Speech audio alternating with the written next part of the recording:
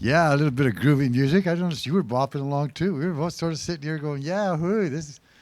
It's nothing like upbeat poetry or poetry that that's not depressing.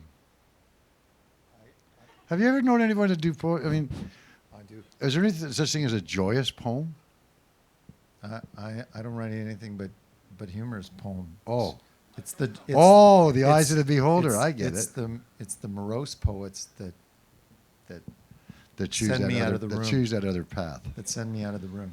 They go to the dark side, and I go for the light side. Well, for those that are tuning in tonight, I know Bill Levity is because he's up in the Yukon and he's going, "Hey, that's my job." Yeah, well, you gave it up this month, buddy.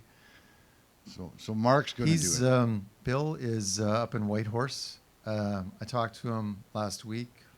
I was a little bit disappointed talking to him on the phone because I had in my mind's eye that he would be, on the edge of a river, perhaps gold panning.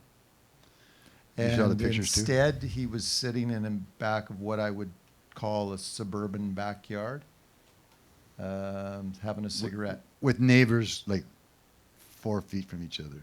Yeah, but I noticed like that. they have these fences, right? It is such a funny thing how we build these fences because everybody wants their space.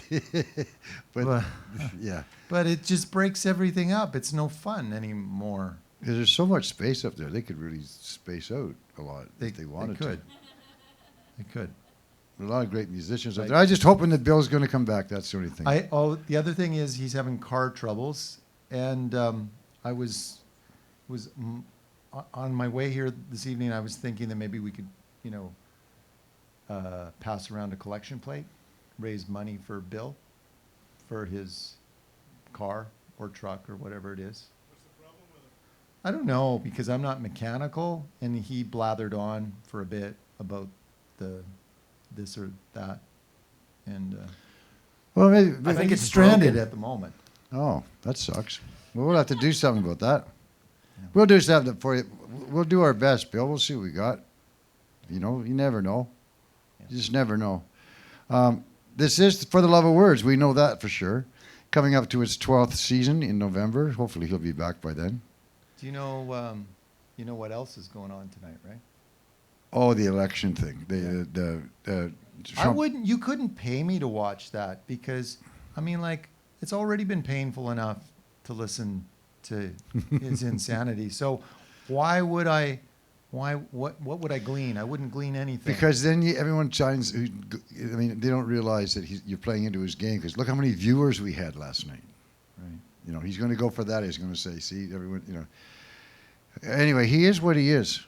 And thank goodness we're up here and he's down there. And by the way, for those that are watching For the Love of Words tonight, last night, which we had a little discussion just previous to going on air, which is that we had storytelling last night because a while back we had a storyteller come in who did a 45, almost 50-minute story, beginning to end. It all rhymed, and she never lost her place and never looked at anything. She just did it, and it was like, wow.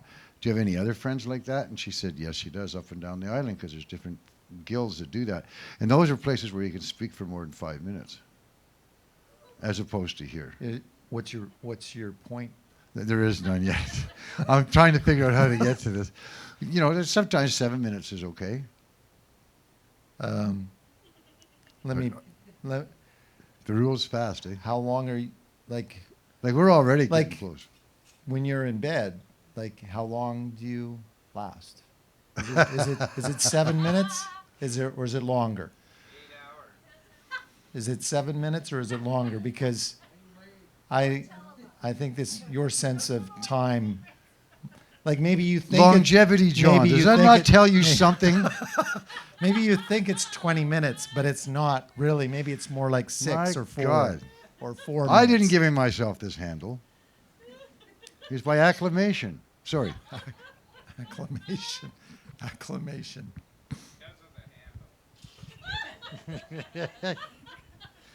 See, Mark's in charge tonight, and already we're going into the depths of Depravity. depravity.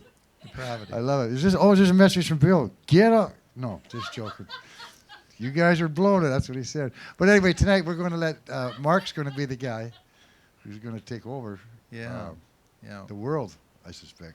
Yeah. Welcome to the 42nd annual production of Love of Words. Is it 42nd annual? No. Oh, Jesus. It's not the 42nd. Hey, thank you for filling in tonight. Oh, you're welcome. It's, And I'm anxious, as we all are, to hear where you're going to take yeah, us.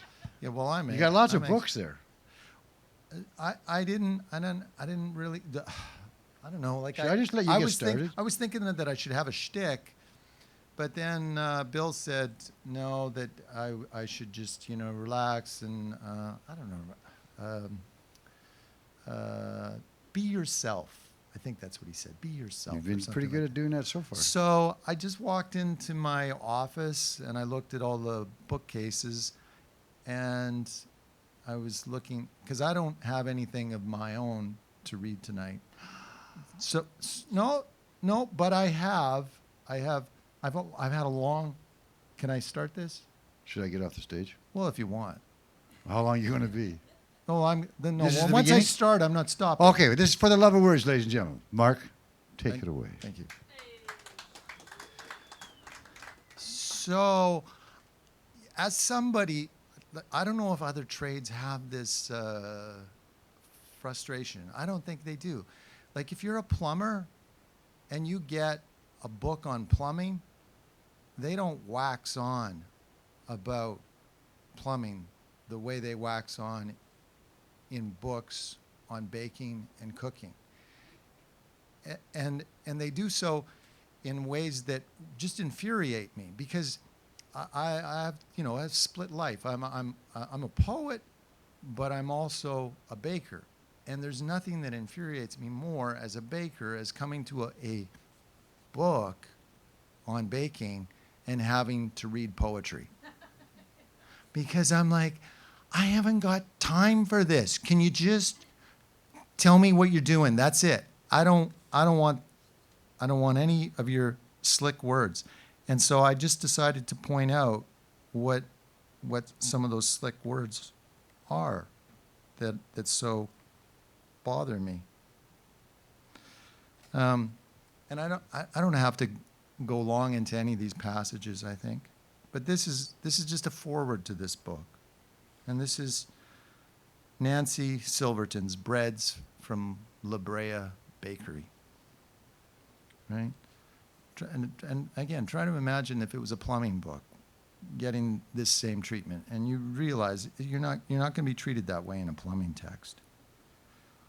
The first time I met her, Nancy Silverton was standing in the kitchen at Spago while her 2-week-old daughter lay in a basket on the pastry table, cooing. Nancy was shaking her head at a disappointed-looking farmer. Pointing to a half-eaten berry, she said, "They're not ripe enough. The flavor's not very good." Turning away, she announced to the kitchen, "No berry tarts tonight." I didn't know it then, but I had just gotten a perfect snapshot of Nancy. Every kitchen she has worked in has had children underfoot because she has always known how to integrate her family into her work. At the same time, she has never compromised on quality.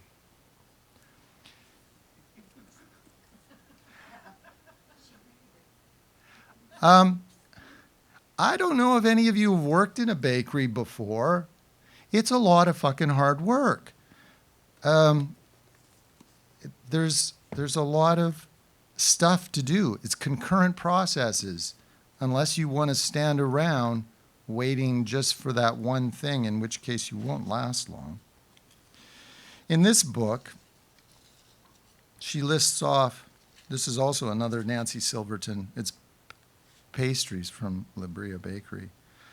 She writes a section on her ingredients so that you can get the same kind of ingredients that she's getting, hopefully.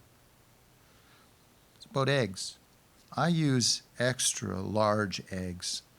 Organic farmers markets will guarantee the freshest and best tasting eggs, unless you're lucky enough to have a chicken coop in your backyard like I do.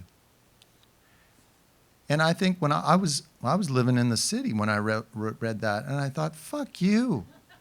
You live, and you got. I mean, right now, yeah, I have access to eggs, and I get really good quality eggs, and I know the difference between those and, say, Ben's eggs, also grown here on the island, but in sort of battery cages.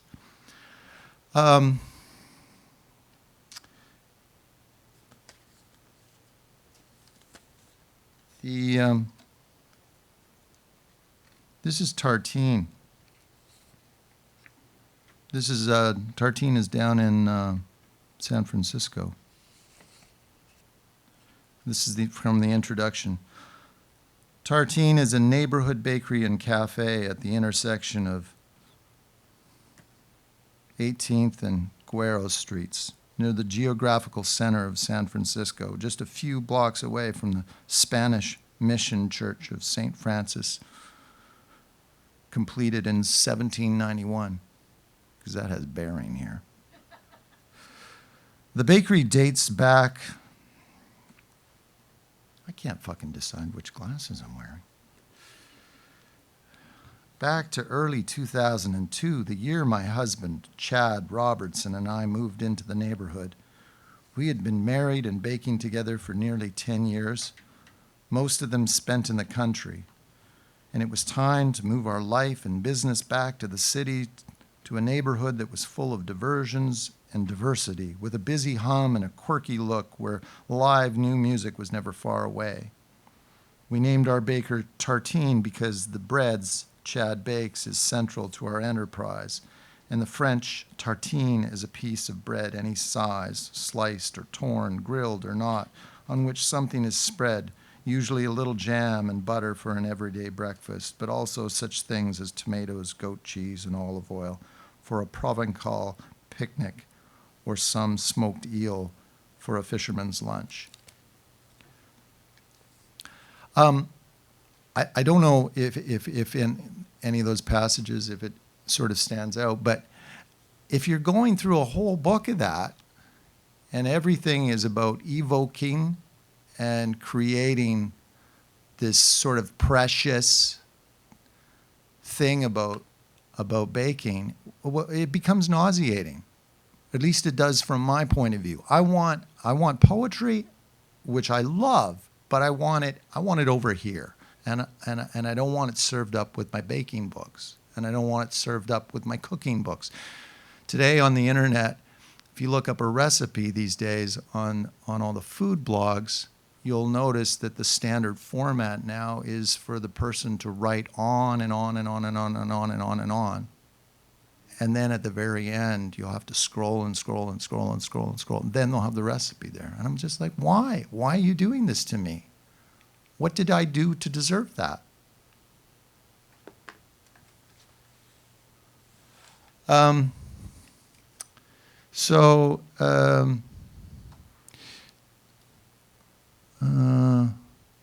Can we have somebody come up here and read a piece? You have to call someone's name. It's like The Price is Right. John, come on down! Which one? Oh, right. Okay. We'll take that John first.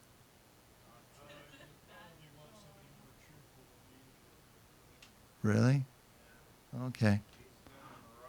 Bob, do you have anything about sex tonight? How did you figure it out? I don't know. I got one special. Oh, great. Both of mine are cheerful.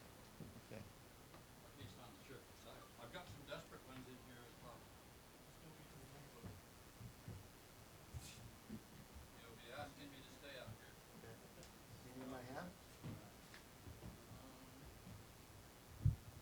ready. Watch space. Where do I sit? Right there. Two different directions. You guys. Couldn't get three. Yes, that's my instinct. The Book of the Courtier. Oh, I hear you. That's a great light. Oh, this is an improvement, Tim. I can see what's here and I can hear myself. I can't see anybody at all out there. They've succeeded. I belong to another group, and we read very diligently and earnestly all books and films sometimes by indigenous authors, textbooks, novels. So finally they agreed to do poetry.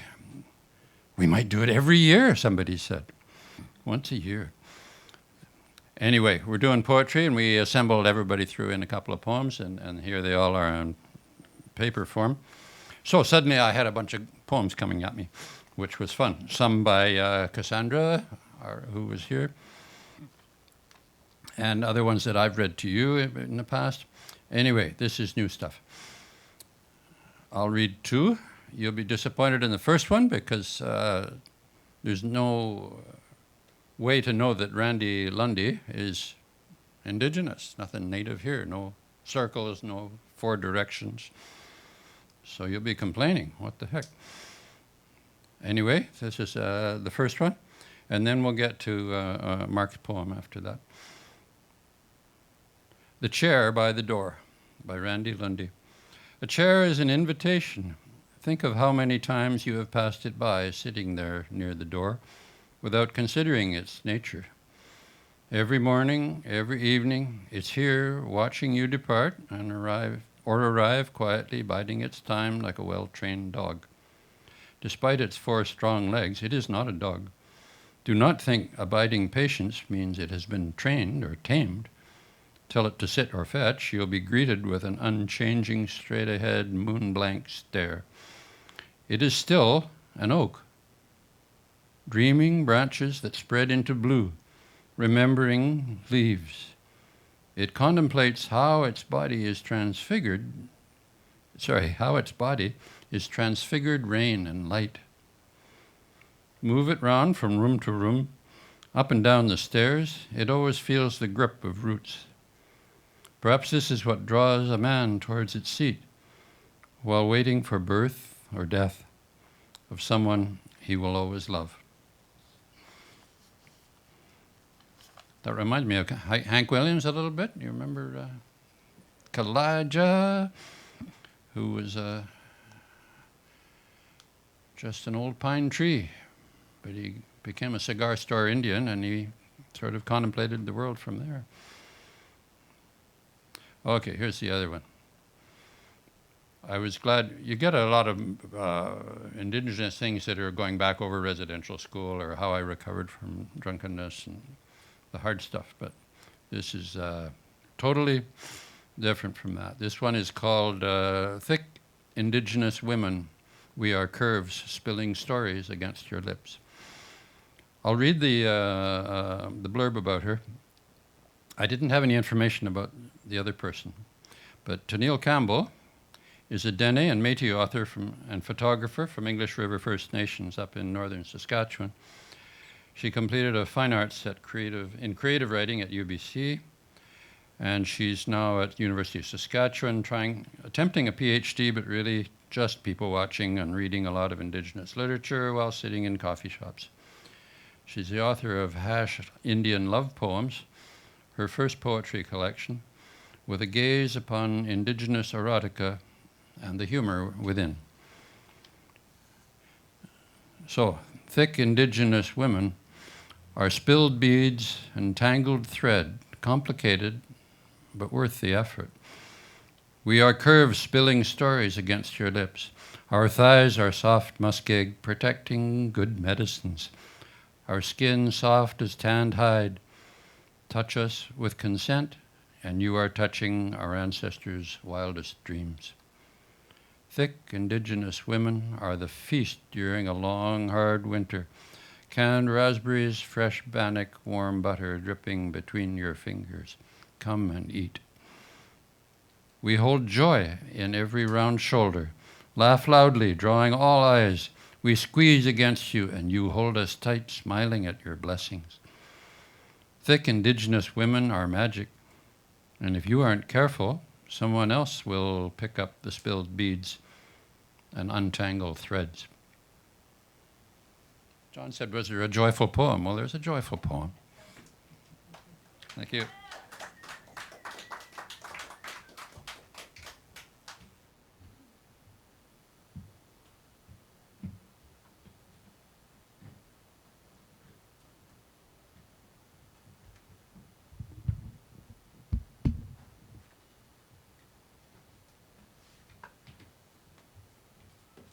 Thanks, Bob. That second gal you wrote, she has an Instagram page. I know I used to follow it because I used to read her stuff. Yeah, yeah. I lost track of her.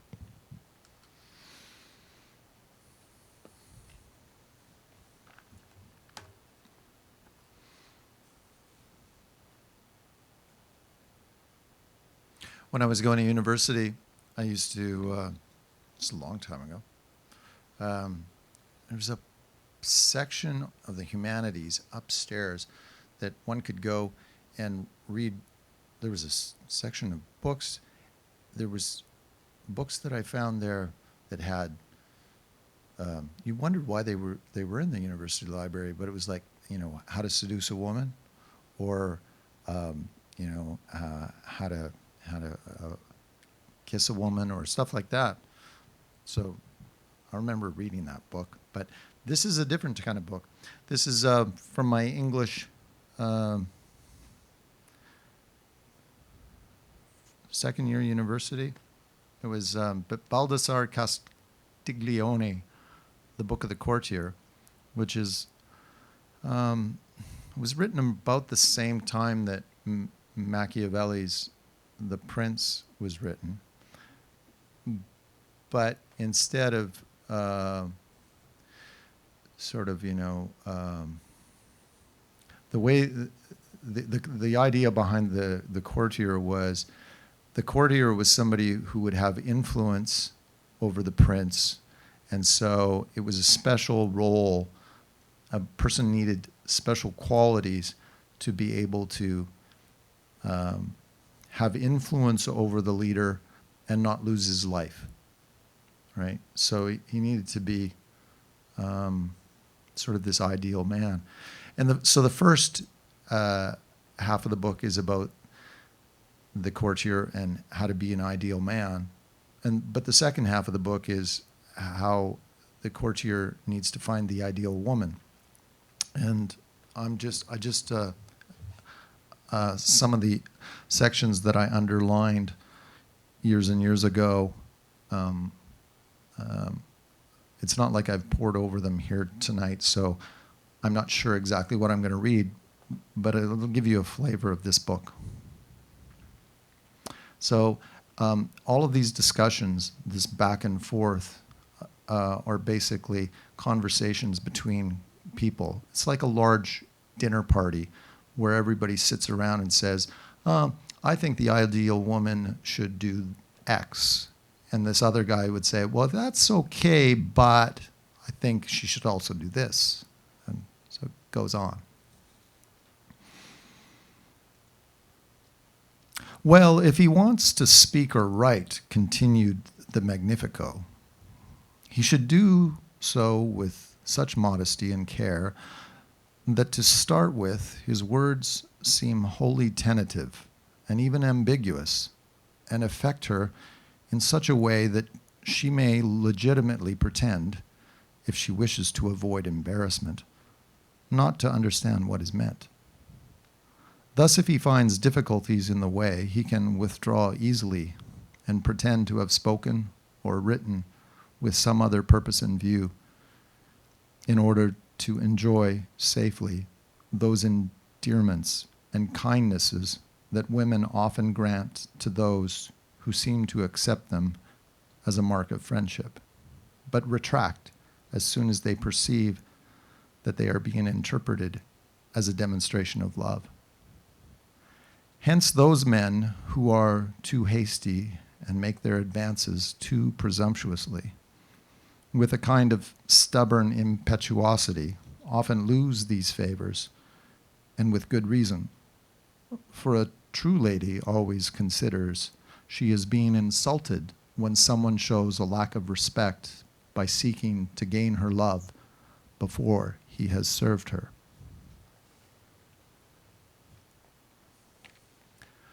Can we have Mahalia come up and read?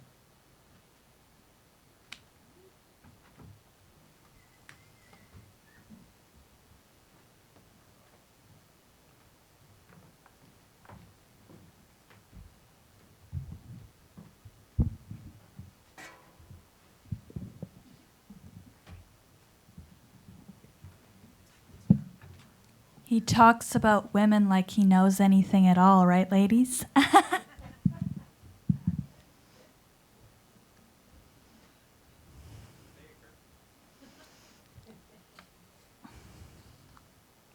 I'm reading a book. Can you hear me? I am reading a book.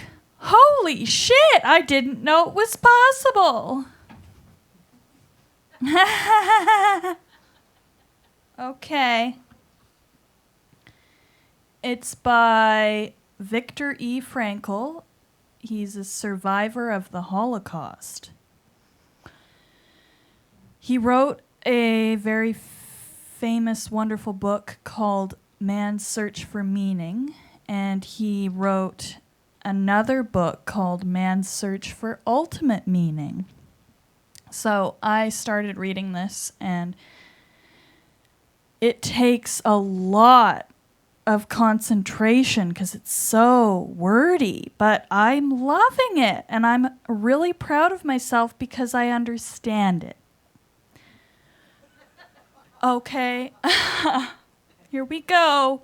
Chapter 1, The Essence of Existential Analysis. I can't see. Can I hear it from here? You guys have a horrible setup. I'm just kidding. Oh dear. No, I can read from here.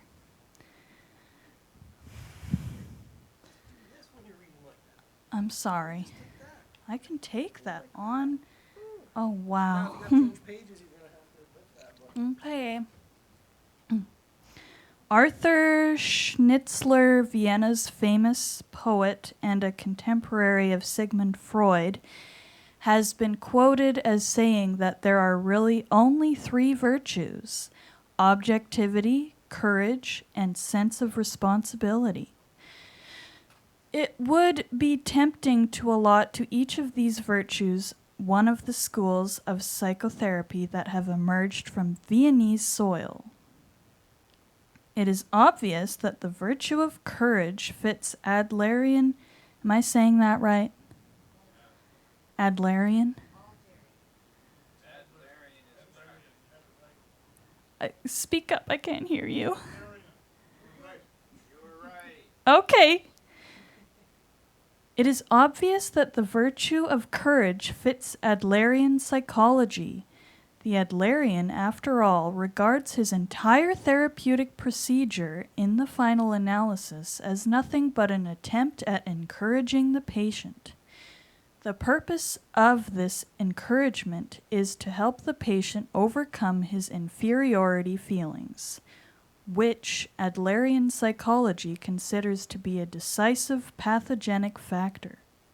Okay, see, that it gets a little easier to understand as I go on, but I didn't really decide where I wanted to read from. So I'm just going to take a sec here, okay? Okay.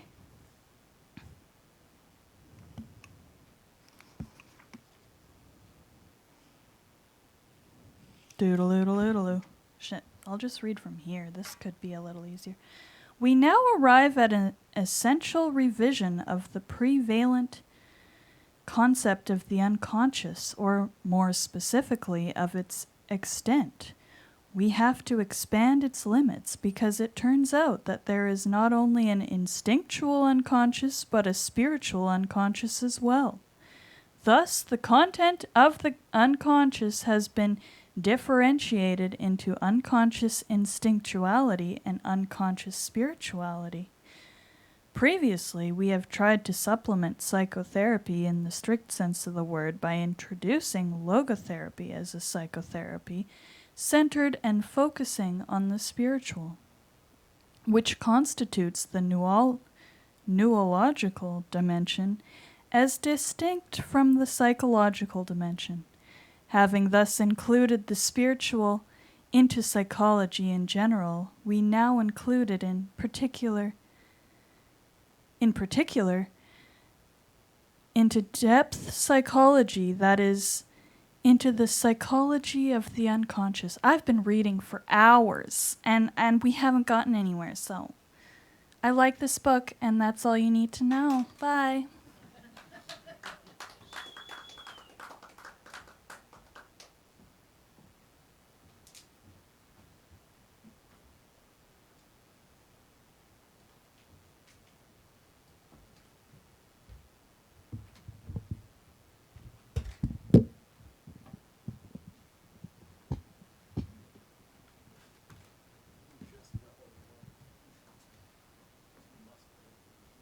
Muzzle it in.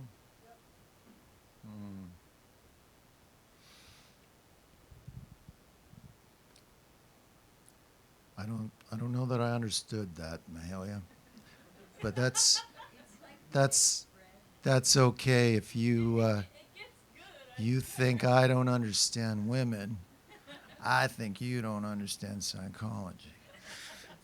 But Gord, do you have something to share with us tonight? Would it be about wine? You've read a lot about wine over the past year.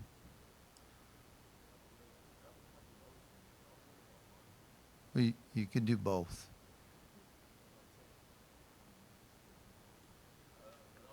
You can do half of each. Okay. Do the other thing. Yeah. Yeah. Yeah.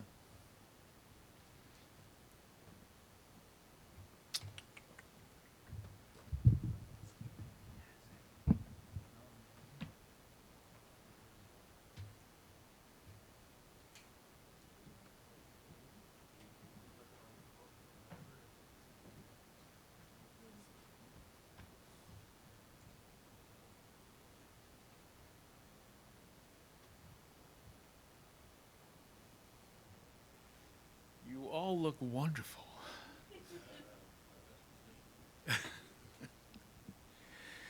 I had been reading from a book called The Wine Writer by John Merlo.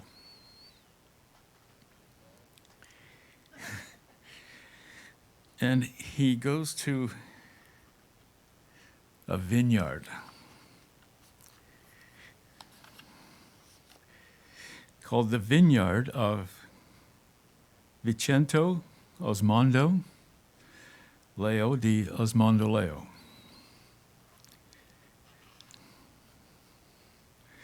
It's in the Andone Valley.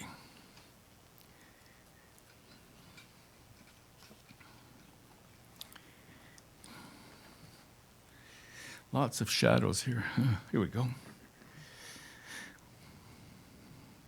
Osmondo Leo has coupled his valuable historic insight, nicely put. He has coupled his invaluable historic insight with careful maintenance of the secrets of the family's wine heritage. He let me in on a family tradition which few know. He never, ever allows a woman to remove the cork from a bottle while in his presence. A man must be a man, he said to me as he examined the label on a Jeroboam of his most recent Cluny Fine Canto. That means he must be a man at all times. Cluny Fine Canto is a soft, sure wine with gentle flavors of wild rose and pine mushroom. and with just a hint of placenta. Its nose is as tricky as any wine. Yet a decanter of fine Canto goes down as easily as any Bourbon varietal I've ever met.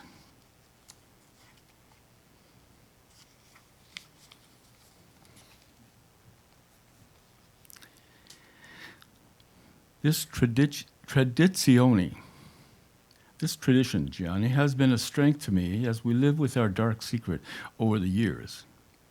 Perhaps the time will come when I will tell you of that. He said no more, but it puzzled me. In keeping with another of his traditions, Vice upholds a special custom at the opening of each new bottle of wine, a custom he volunteered to share with me. One of his favorite apparati, or is it apparatuses, is an elegant Bravo handmade designer bottle stopper lifter executed in pewter-hued metal, and which, when studied, reveals obvious connections to ancient Central European historical symbolism. The grip, cunningly fashioned, resembles a faucet handle of the type often associated with images of homes of the 1910s. To this is attached a heavy-gauge round metal wire forged into a circular inclined plane, ingeniously crafted to wind in a clockwise direction into the stopper. It works with either cork or malleable spongerific organic plastic, and is overall a marvelous appliance. To demonstrate it for me, Vice fully wound in the round metal wine circularly inclined plane, stopped, gave a great huff, and pulled up to gently lift the stopper out of the bottle. Amazing is the only word for it. Not only must a gentleman never allow a woman to open a bottle of wine while he is in her presence, Osmondo explained. He must never use the artificial or compound mechanical means such as an easy out to remove the stopper from the bottle. A man of honor, Gianni, removes the cork as I have done, with respect and love, and using an instrument possessing style and grace. To do otherwise is to put your weakness on display. This my father taught me, and his father taught him, and his father taught him, and his father taught him, and so on. If you are not man enough to remove the stopper by your own strength, you are not man enough to savor the wine. Who was I to disagree? I would have insulted his honor and probably ensured the wrath of the Osmondoleo family, whose ancestors, Vici told me, he had traced back as far as the 12th century when the French were not popular. I assured him I thankfully have none of their blood. Yet how does one know? This afternoon, Osmondoleo gathered his family and 2 friends for a traditional afternoon wine and cheese. Rayona, almost as tall as Vici, wore a modest dress. Her friend, Viella, was very cool with a broad straw hat and blue scarf. Viella's friend, Jake, a local rancher, affected blue jeans and a white shirt with stylish pearl buttons and yoked pockets. They all obviously appreciated fine wine and fine cheese. Altononio and Mariava joined us and sat together on the low Sklar sofa. They said not a word, as though they anticipated some event, yet occasionally they would stare at me. All this, of course, added tension and doubly focused me on my responsibility to accomplish the task Osmondo unexpectedly sprang upon me. He brought out the bottle stopper lifter and dropped it into my hand. I felt somewhat waylaid, but set aside those feelings as I discovered my life had been a culturally sheltered one. Educated in high school and college to use both the 2-levered cam roller to cork extractor and the handy hardware bottle buster, which harnessed the awesome power of compressed carbon dioxide. I palpated the Bravo, tossing it nonchalantly from hand to hand, cleared my throat and mumbled, "Nicely balanced, Vice." Please, Gianni, said Vice, handing me the day's first pernil, if you will, please do us the great honor of opening.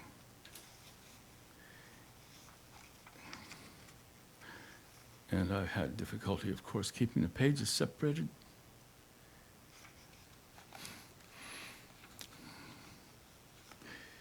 I'm sure you're all on the edge of your seat. Please, Gianni, said Vijay, handing me the day's first pernil. Pernil is something like that. If you will, please do us the great honor of opening the first pernil of the day. It comes from the vineyards of Osmondoleo. Of course, Vijay, I rejoined, knowingly I was now the center of attention, tested for admission to the family. I accepted the standard of Mariavano Campaniera Pernil.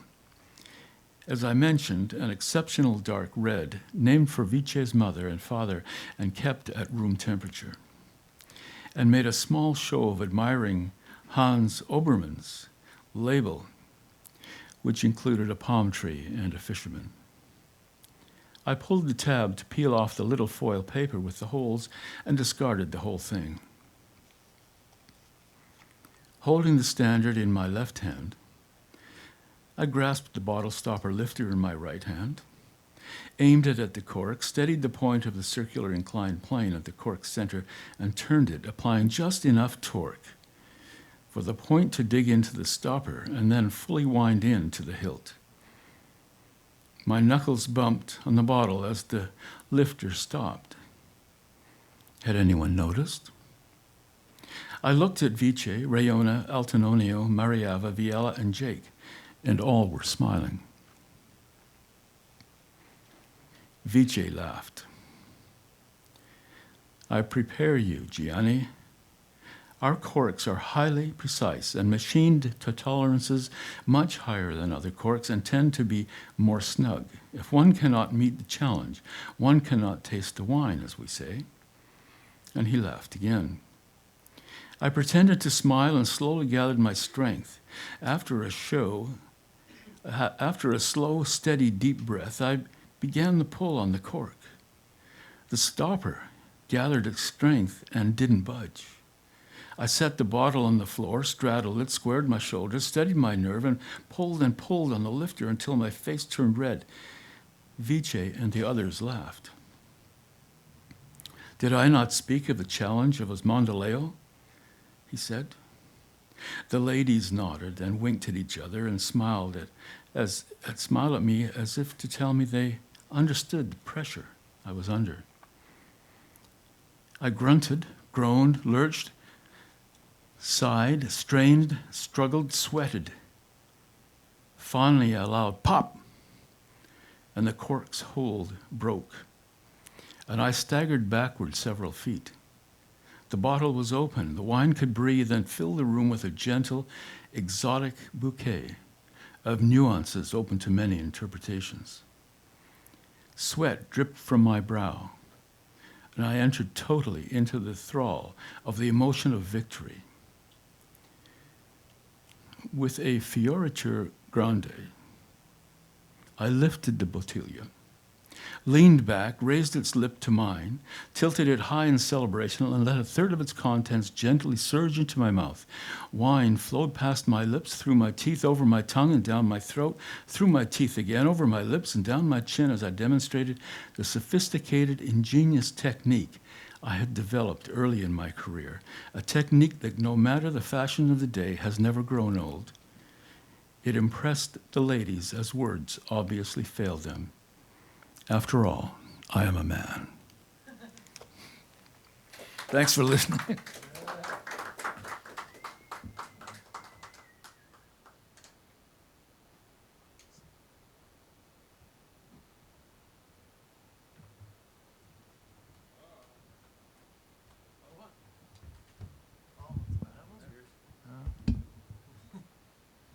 Gord, is that like a bathroom reader?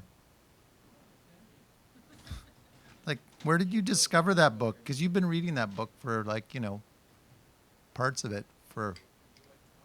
No, no, but no, I just wondered where you discovered it.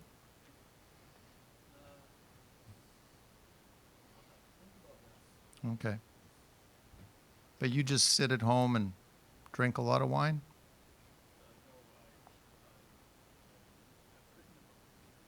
Oh, you've written about wine. Where did you write? What What did you write about wine?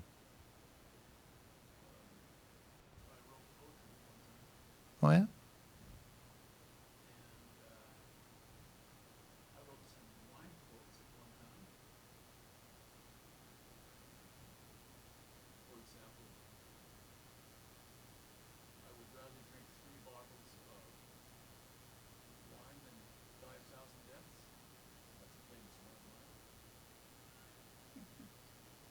Were they on the back of buses or what? What were they? Where did these quotes end up?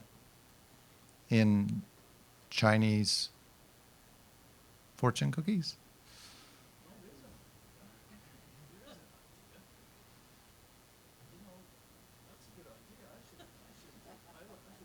Explore a new market. Okay. Maybe you could put them inside loaves of bread. Mm. I actually thought about when I first started out that I was going to take and put poems in bags of bread so that people would get poems with their bread as well. But that never happened. That never happened. There was a time that I was working for the 49th parallel. And I may have told this story before, but I think I'm going to tell it better this time, which is, so I was the bakery manager, which is basically head lackey, and I was bored out of my mind. I think I was always bored out of my mind working at these places, and so I would be up to antics all the time, just to keep my sanity, and there was one lady in front of me. I know I'd gone to a trade show and I'd come back and I had a really nice pen. And for the longest time, she was like, "That's a really nice pen." And I knew that she wanted the pen. And I held on to it for like 3-4 months until one day I pulled the pen out of my pocket and I said, "Jane, I'm giving you the pen," right? So that's one key piece of information. The other was that I did something. I can't remember what it was, but I was always giving her a really hard time. She used to make me tea all the time. But then she stopped making me tea because I'd stepped some boundary. I don't remember what it was. So I'm talking to her boss aloud. Jane's there as well, I think, probably. And I said, Patty, let's say, "Patty, what do you think? Do you think if I wrote Jane like a love poem, that she would forgive me and that she'd start making me tea again?" Right? And she says, "I think it's worth a shot."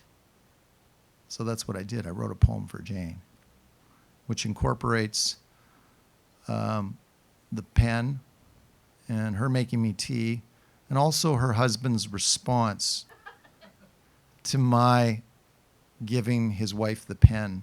Because he said, "Probably Mark gave you the pen because it was out of ink." And I was like, "No, that wasn't it." So I wrote Jane. And yeah, you can be in these places where people just don't understand your brilliance, right? They have no fucking idea that they've got Shakespeare amidst them, and they just haven't a clue. Jane. As she slices the prosciutto, I know there can be no end not to this wretched suffering the day has brought. I feel the dry heat, the oven behind me blistering my skin, and in front of me the lovely Jane, maiden of all cured meats, who has this day twice denied me a cup of tea.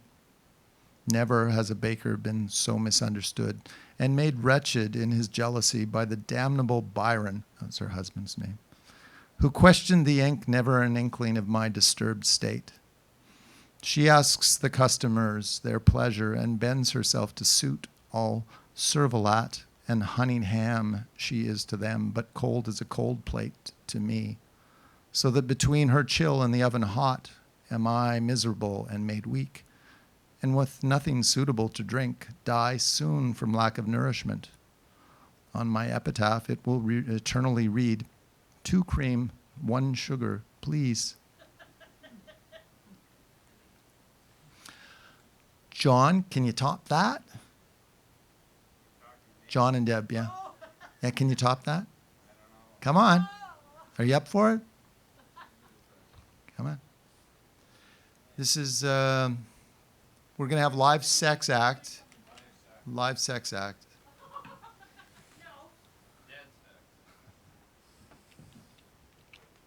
Need another mic then. Okay. I know you are. I was speaking out loud.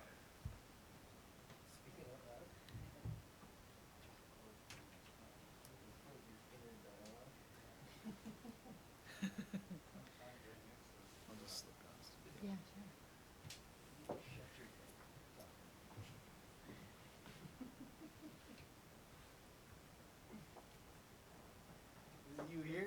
Do you want to stand too? No, I don't. Okay. I mean, I can sit, is what I mean. Oh, I think I'm good. You can see? Oh, lovely. Thanks.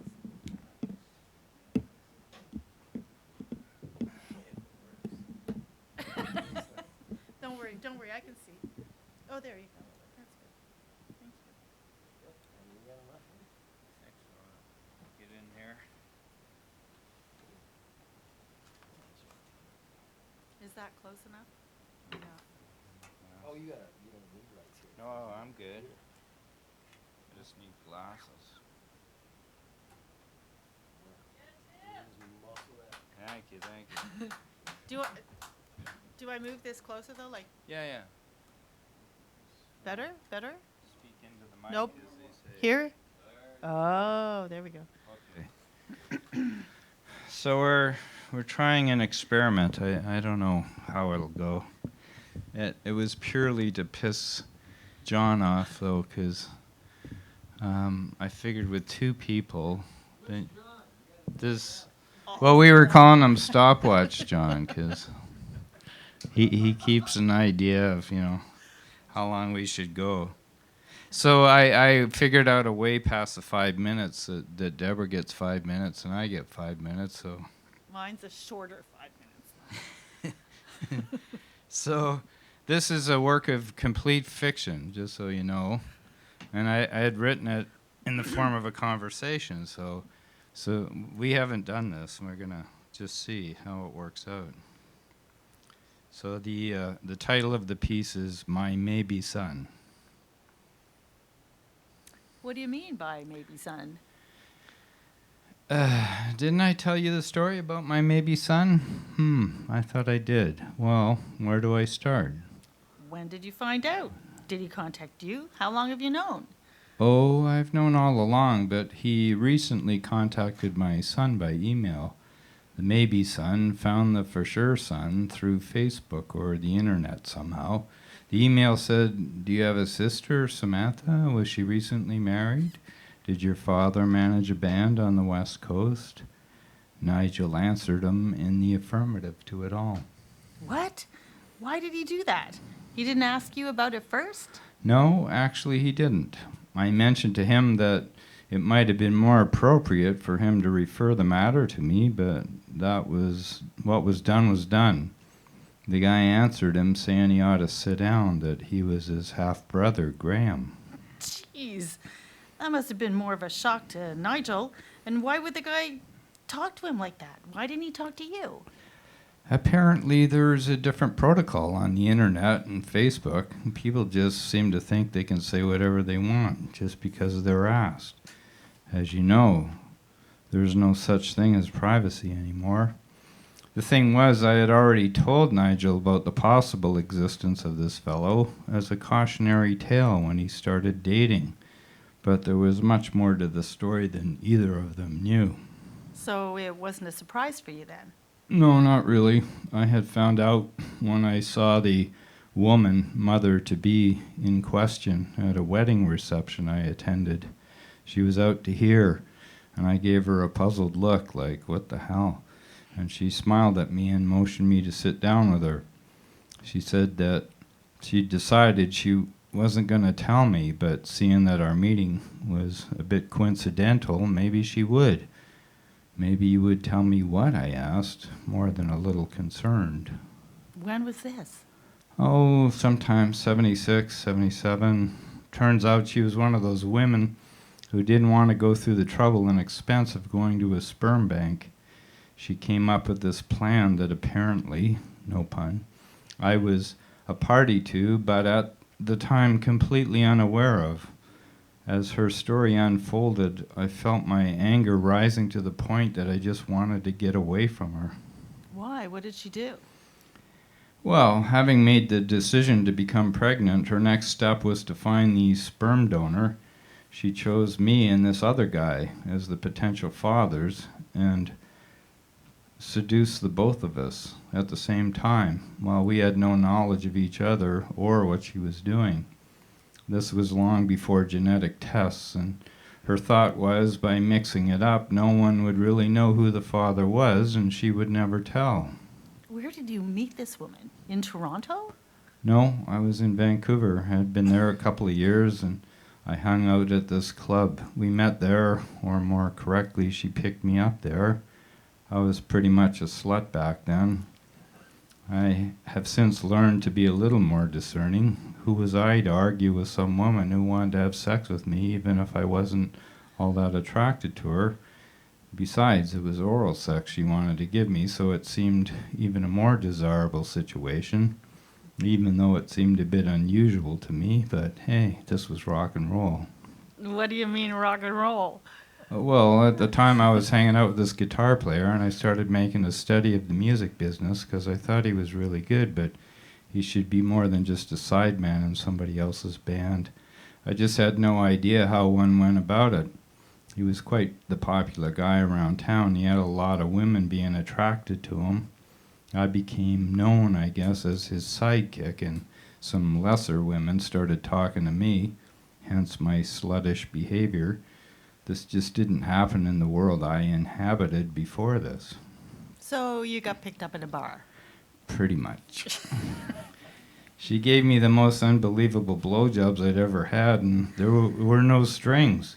The girlfriend I used to have was tightly wrapped ball of string and wasn't really into that, so I was more than a little starved for that kind of attention. Actually, now that I'm talking about this, I just remember I impregnated another girl at the time. I found out about that one because I ran into her somewhere later, and she told me and mentioned she'd had an abortion. Where did you find these women? And hasn't anybody ever told you about birth control?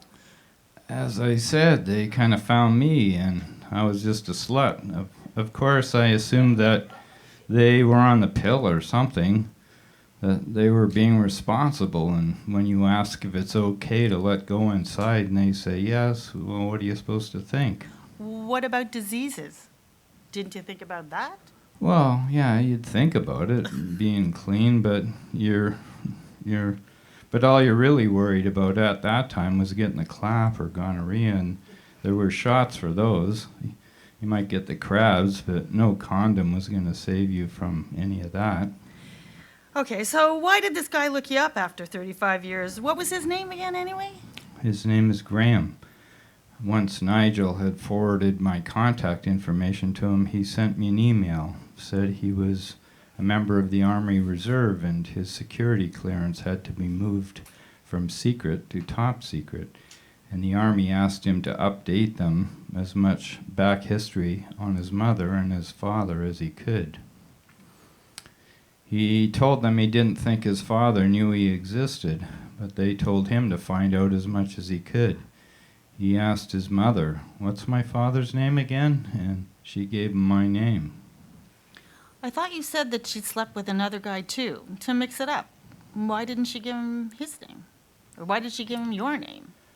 That's what I wondered, and I suggested to him that he talk with his mother again and get the whole story on his conception before he started assuming too much and barking up the wrong family tree. I also kind of wondered why the Army would just accept some hearsay evidence of who his mother says is the father. More to the point, I can see that he had no idea about the other guy, and I felt kind of weird to be the one to tell him his mother was a liar, and then it occurred to me that maybe she'd been lying to me. Lied to you about what? I thought, well, what if she just made it up about the other guy and told me to keep me guessing? And after that reception, I had no plan to ever see her again, so I would never know for sure, and that suited me anyway.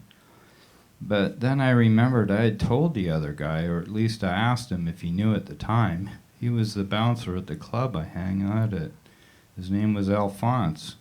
And to top it off, he was short, dark, muscle-bound little Italian. I mean, if she had a plan to mix up who the father might be, she couldn't have chosen two more physically opposite men. Well, what did he say when you told him? You know, it's funny, when it crossed my mind that maybe she had lied to me, this very clear image of me telling him outside the door to the club popped up in my mind. I remember thinking, of course she didn't lie. I had a corroborating memory. It was late at night, as it usually was when I went there. He was looking up at me in the dark as I told him what I knew. I asked him if he had been screwing this girl named Sandra, and he looked at me like, what the fuck is it to you? And I said that she'd been fucking me at the same time so she could get pregnant. I told him I'd seen her at a party just before Christmas, and she was obviously pregnant, and told me what she had done. And I asked him if he had any idea what she'd been up to. All he said was, fucking crazy bitch, and then moved away to tend to the door. I was a little surprised just how he shrugged it off, but then Alphonse wasn't the sharpest knife in the drawer anyway. Later, I thought maybe he had the right idea, and I should just push it out of my mind. So did you do that? For the main part, yeah. I just thought if she had gone to a sperm bank where I had made a deposit, I think I have children out there somewhere, but they wouldn't know of me, and I wouldn't know of them, and that would be the way it was. But I still felt pissed off that she had used me like that, and I had no say. Did you tell her how you feel? I think that came up when she was telling me. I asked her why she hadn't just told me of her plan. She said she thought it unlikely that I would agree to it. Well, that's for sure. Crazy's right. Did he ask his mother about Alphonse? At first, it seemed like he had no interest in the truth or other possibilities. At that point, I hadn't told him about Alphonse, only that his mother hadn't told him the full story. He came back to me with something that his mother said finally. All he got out of her was that she told me she wasn't sure if it was me, so I wouldn't feel obligated. He also said that she had never come after me for anything and wasn't interested in anything monetary, only to make a connection. It was fairly obvious that he thought of me as his father, as that was all he had ever heard. Kind of puts you in a weird position, I can see, but, what did you do next? Well, I started a draft of an email to tell him about Alphonse and his mother's deception, but I never sent it. I just didn't want to be the one to tell him. I thought that responsibility was on his mother's head. And again, I resented the fact that she was putting me in another shitty position.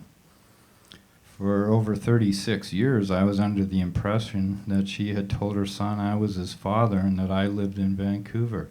I felt so bad. I thought if I was that kid, I would wonder why my father made no attempt to be in my life. It felt horrible to me. I was really angry that she had done this to him and me. How do you know what she told him? Right. I had a letter from her that I kept along with some photos, but I'm getting ahead of my story. What letter? How did you get that? Geez, okay. I think it was in '79 sometime when I was managing the band. We We had a gig in Calgary. Well, actually, we played Edmonton, Calgary the same night as New Year's Eve. How can you play those two cities the same night? How is that even possible? That's what worried the promoter. Needless to say, we did it. We played Edmonton first, and another band played Calgary at the same time. Then the idea was to jump on planes and each get to the other city before midnight and play again. The logistics were really tight, but we pulled it off. But that's just an adjunct to the story. The woman, whose name, as I mentioned, was Sandra, happened to live in Calgary and also happened to sell shit at concerts, like those light bands with some green glow-in-the-dark shit in them. She somehow got a hold of me through somebody and asked if I wanted to come and visit and see her boy. How did you feel about that? I thought that I didn't really have any reason not to, curiosity maybe. I also had the knowledge that there was a 50-50 chance I was not the father, so I went. She was also looking for connections to sell this crap at concerts and wondered if I could set them up with the promoter. What do you mean them? When I got to the apartment, I found out that she had a partner, some guy, maybe just business, I don't know. But anyway, there was this little kid sitting on the floor, blonde, blue-eyed, fair-skinned. His mother looked at me and smiled. "Well," she said, "seeing as Alphonse was dark-haired and brown-eyed, there's a pretty good chance you're it." How did that make you feel? Now what did you think? Were you sorry you went? The curious thing to me was that I felt absolutely nothing. I stared at him, and then at her, and said, "You're blonde, blue-eyed, and fair-skinned too, so what?" I wasn't sorry I went. It was sort of like being in shock or something.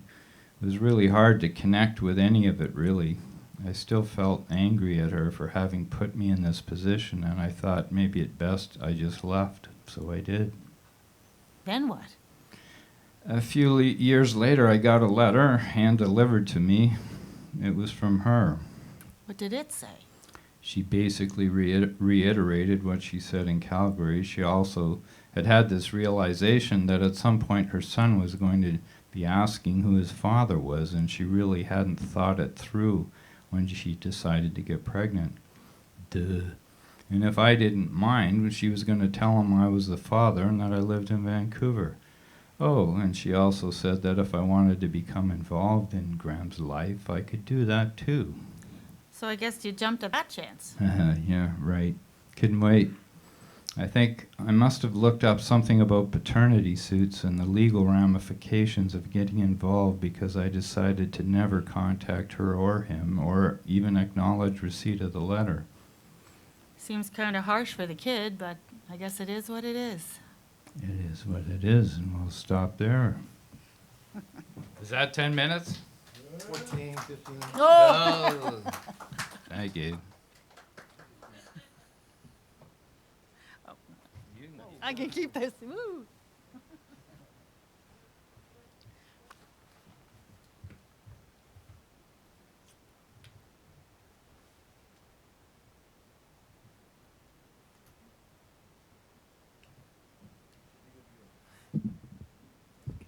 Thanks, John. No sound. Is that not working? Oh, no sound.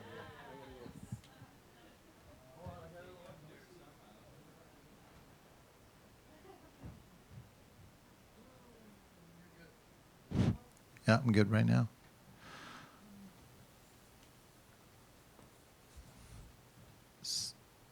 So, John, have you met him yet? What? Have you met this military son of yours yet? Totally fictitious. Oh, yeah, but I thought you told no, and it's not fictitious because he's talked to me about this shit. Sorry. How do you feel about that? Yeah, no, I met him. Yeah, how'd that go? It went all right. The whole time I was sitting there, I kept telling him I got to tell him. Well, she wouldn't tell him about the other guys, so I had to tell him. Right. And then the whole time I was sitting there, my brain was just going, Alphonse, because he didn't look anything like me. You know? Right. Do you not? So you are his father, correct? No. Oh, you're not. I don't know. I don't think so, no. But you're not interested in finding out? No, neither was he. You know who wanted to find out and get the test? Huh? Yeah, his mother. Mother? Okay. I says, what's your first clue then? Oh. And I said, if you haven't ever died, like I said, he's barking up the wrong family tree. Hmm. I don't know, it's a weird situation, to say the least. You know, my wife's father was stationed over in Europe, and he had a one-night stand with Shannon's mother, and yeah, and, you know, this is all very touchy, sensitive sort of stuff, but Shannon reached out to the fellow who was her father, because she was able to find out through, 23andMe sort of thing. And it's been actually really wonderful for her. She had been wanting to have a relationship with her mother. Her mother was, you can understand, her mother had put her up for adoption. So you close a door, you probably don't want a door opened up. So developing a relationship with Rose was a lot more difficult. But Chuck was probably, and everybody would be different, but I think Chuck was like, he'd never had a daughter. And suddenly he was like, I have a daughter? And he was like, all right, I got a daughter. And Shannon's been out there about 5 or 6 times out to Rochester. He's a Republican. Yeah, I know. But they have a great relationship, sort of thing. So, yeah, for her to stand in front of a man and be able, she said, Mark, it's the weirdest thing, like when you can see yourself in someone else. So, that's, I mean, Byron, of course, was given up for adoption as well. So and you talk about the other guy. Well, like I had a relationship with a woman, and we had scheduled an abortion, and she aborted naturally before she got to the clinic. But in my mind, we aborted. And that, at the time, it didn't bother me. Later it did. So, can we have our special guest? Yeah, but I'm saying special guest because once again, I've forgotten your name, and here I was trying to... Adrienne? Adrienne's going to read a couple pieces.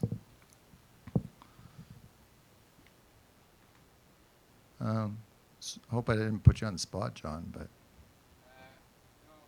Yeah. It's live and out there on YouTube. It's live.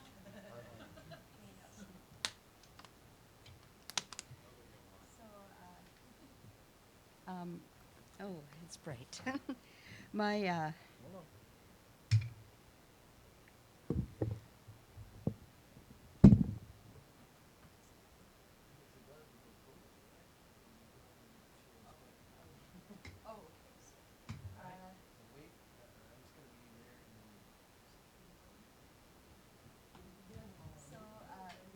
my read of my poetry got baked this morning and printed it out. And I got through it at 27. No, not quite 30. So I challenged myself today. So I got 4. I hope you have time for them, but if you don't, let me know. This is called Glistening Streams Trickle Softly. If I can see it. Glistening streams trickle softly, cooling my feet. Resting inside, calm understanding, will they dance past defeat? Those same stones where waters abound, sorry, I'm having trouble seeing it. ancients have told, turning windmills, grinding the corn. Harvest the grain, move forests nearer. Will those same stones remain hidden, dancing beneath water cover? Sorry, I'm having trouble seeing it. Escape my notice, my vision. Yeah, I'm just. Well, I'm just having. What is that? You know. Okay, that's better. Okay, a word sung by bard or court jester. Okay, this is still the same poem. A word sung by bard or court jester brings light to my eyes about these stones. Will we heed ancient knowledge? Civilizations lost, histories of greed. Will the water cool me as I dance among stones? Or will the stones deceive, picked up to be thrown? So that's when like I said, it's all half-baked bread. Okay, this one might sound better as a German lieder. You know, I went to a concert with an old friend of mine who was playing, and his girlfriend was singing at Glenora on Sunday, and she was singing German lieder, and I said, Doug, I got some poems for you. So, you know, maybe it'll sound more exotic in German. I don't know. It's in English right now. This is called My Love Comes Softly. Come away, sweet child, come to my arms.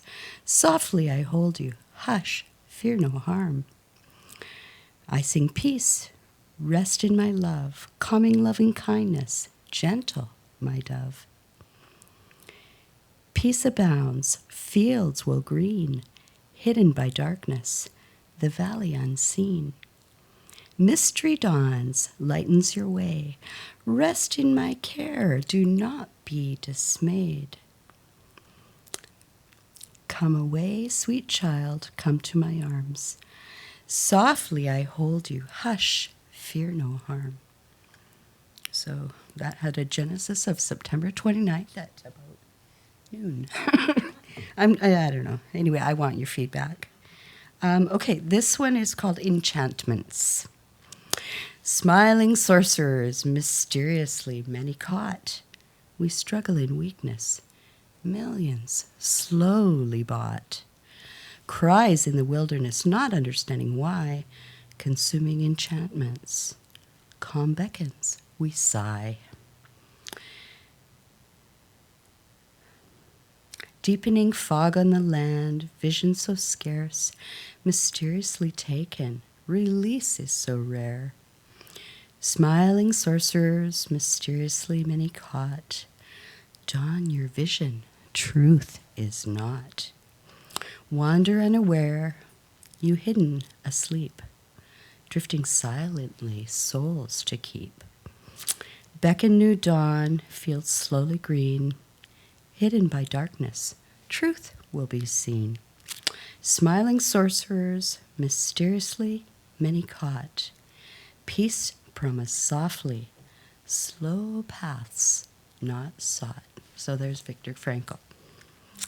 Awake sleepers not alone, not forsaken, hold my love, my kindness. New life dawn awakens. So that was today. And I got one more, and this is called This Dress. I searched in my closet, wondering what I might find. In the back hidden shadows, this dress of dreams came to my mind. What did this dress say to my soul? Smoky jazz bar reminiscing, Coltrane, Porter, and Joe. Montreal was the show, cocktails and camembert. First names and fame, where did they find me? Memories remain. This dress brings another life, my memory only mine, as I lean into the next phrase, life so sublime. This dress fits so nicely, although many moons ago, I wear my dress proudly, don't want to steal the show. So,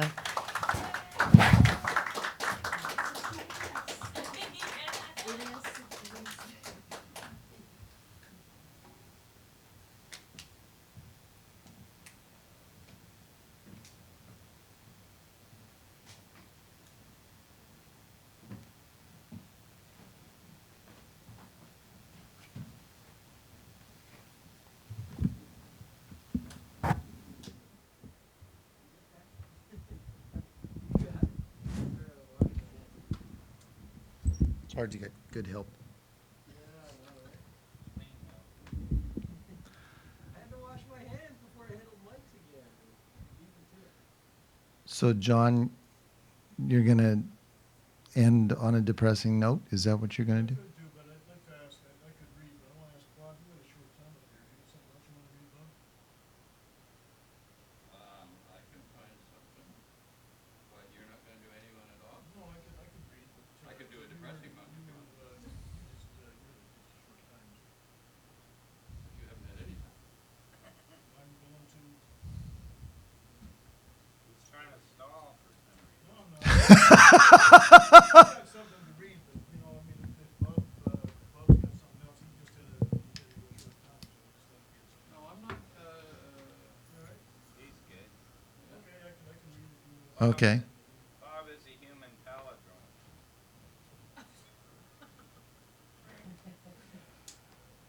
Well, but so what?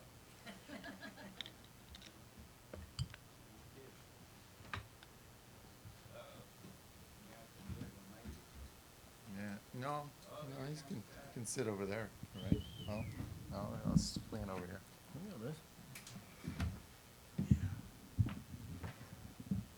may just need some help with the light here, Tim. I'm reading from a book, which I don't Okay, we usually got, do. where all my other clip-ons go? Who stole my clip-on? Hell yeah. Where'd my clip-ons go? that's a good idea. I think next time we'll wear a cotton Yeah, these lights are, I could have worn it from you.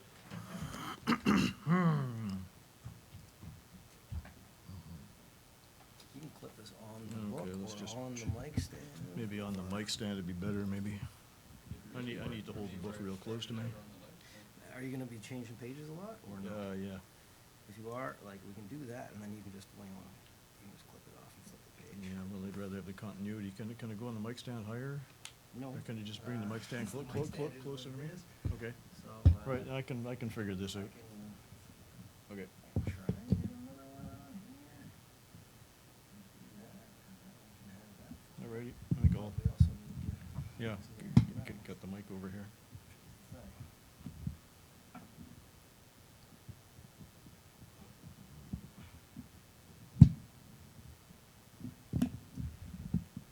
Yeah, the one light's good. Okay, if you can get another one, that's good too. Just otherwise, okay. It should give you a nice. Okey doke, I'll just move the chair closer. Spread of light. Chair closer. Hello. Okay, let's try this. Yeah, I'm just going to read. This is from an anthology that's put out by the Dark Mountain Project. That was a group that started several years ago in the UK. It was kind of a sibling group, sibling movement, I guess I could say, along with the Extinction Rebellion, which you've probably heard of. People who are very concerned about the really what it comes down to fundamentally is the effect that modern industrial society is having on the world's climate and the disruption of living systems all over this planet and the serious risks to all living things. And this is the Dark Mountain Project has been putting out these anthologies. They're especially concerned and interested in inviting people in fine and performing arts to be saying something about what is going on in our world these days, especially related to climate disruption and social and economic disruption and disruption of living systems all over the planet. So this is a piece. I'll just read a part of this. It's called "Animals on the Eve of Extinction." Once upon a time, I read my daughter a bedroom story in which dinosaurs and humans coexisted, living together sustainably. Boy, that light's kind of irregular. Living together sustainably in cities as well as on farms. They grew crops together, raised young together, and made decisions together. They ate only what they needed and carried no weapons. When they greeted each other and said their goodbyes, they said the phrase, "Breathe deep, seek peace." For a month each evening, following our reading, my daughter nestled into her pillow along with 16 plastic dinosaurs and one plush brachiosaurus, and asked if what happened to the dinosaurs would happen to us. Will we go extinct? For a month each evening, I paused and said, maybe, eventually, but you don't need to worry about that. I kissed her forehead and told her good night. But when I left the room, I was still thinking about dinosaurs. I was a mother grazing with my children in a wide open pasture, and when I suddenly looked up, I saw the meteors fall. Now, this piece of writing is interspersed with lists of species that are at serious risk of extinction, and I won't read through those. I'll just carry on with the text as she's written it. In my mid-20s, I began to desire a child, and so I had a child. She was born in a hospital in the middle of December, and she is beautiful. And every day, even when her burgeoning stubbornness forces me to count to 10 in my head, her beauty astonishes me. The sharp cut of her jaw, the spark in her eyes, the moles appearing in greater and greater quantities on her body. She has a zoo of imaginary pets, and she is starting to ask questions about death.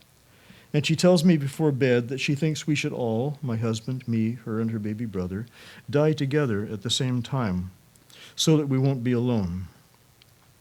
In these moments, when her face opens, asking for something I cannot give, a fear the size of her pupils sears into my chest, that the pain she will experience in her future will not be the pain of a life, of a first love, of love lost, of grief for dying relatives, but a grief so much larger, lost worlds, lost lands, lost species, lost nations.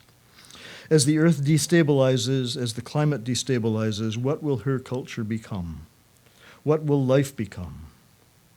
When we are focused so much on adapting, on reacting to the next thing, on wars over resources, what room will there be for joy? These, of course, are anxious thoughts. They are the thoughts of someone occasionally on the brink of despair. The thoughts of a mother, a parent, late at night, someone trying to wrest control over an uncontrollable future. And surely, I think, my fears are no different than anyone's when the world tips towards instability. During the Vietnam War, didn't parents fear for their sons? In Europe and Asia, on the eve of World War II, didn't families fear for their children? In Sudan and El Salvador now, doesn't the bringing of life into the world carry with it a risk that surpasses the risk of childbirth itself? Only in this case, the threat isn't nations or even continents, it covers the planet. Sometimes, out of necessity, I want to turn it all off. I want to wake up, bring my children to their respective daycares, teach my students how to write, pick up my children, boil water for pasta, and toss a green salad.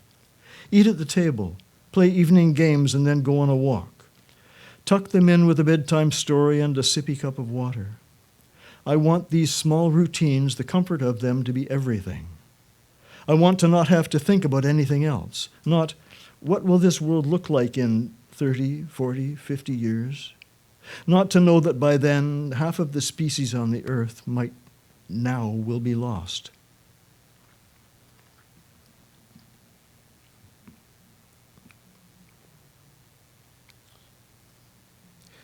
Yesterday it stormed. Just a sec here, sorry. I'd chosen another short passage to read here, and I'd just forgotten which one it was.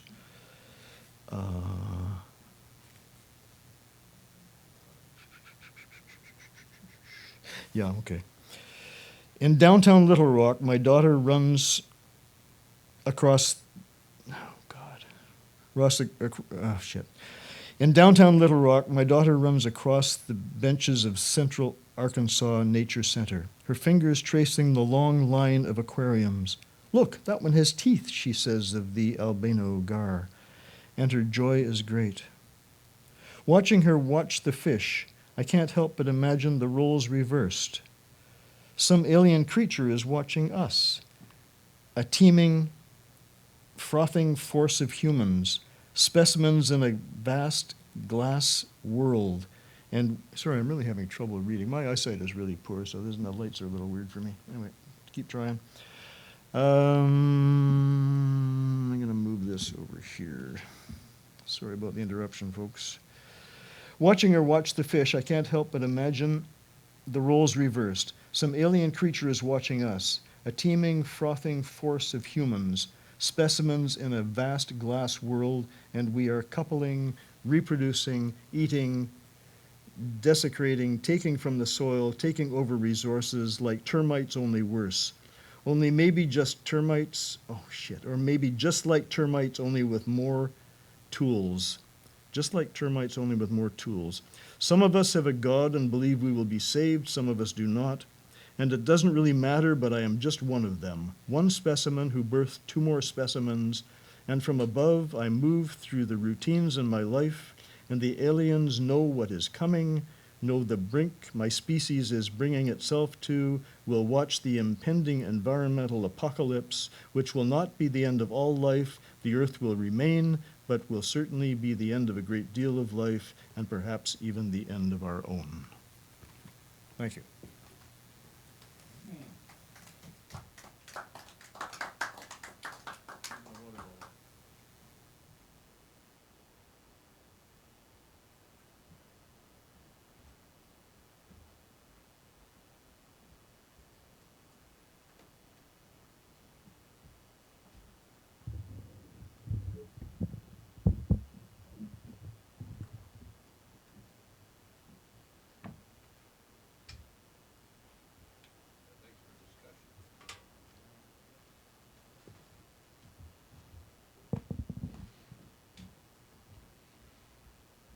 So everybody go home, grab a knife, kill yourself. Thanks for coming out for the love of words. Bill, if you happen to listen to that, if you're up there, I don't know, you're either in Whitehorse or maybe actually you're in heaven. I hope you come back, either as God made incarnate, or just come back, buy a car. I'll send you money, a little bit, like $20. I'd certainly do that. Yeah, thanks for the love of words, and thanks for coming out. And I'm not sure, sometimes we go over to the Craig Street afterwards. It all depends upon how close you want to get to people. Some of these people are shifty. That's certainly the case with John Hatfield. I would not sit close to him. Yeah. Hey, yeah. I don't think I have anything more to say. So, cheers. I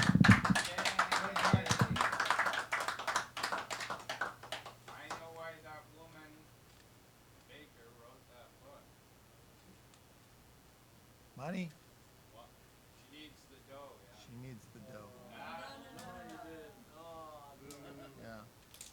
I had to say that.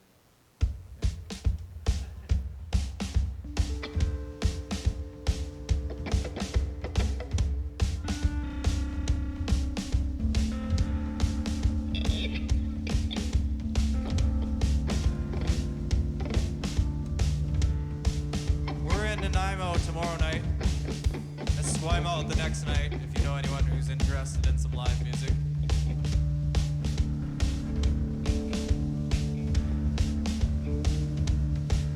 Thank you very much.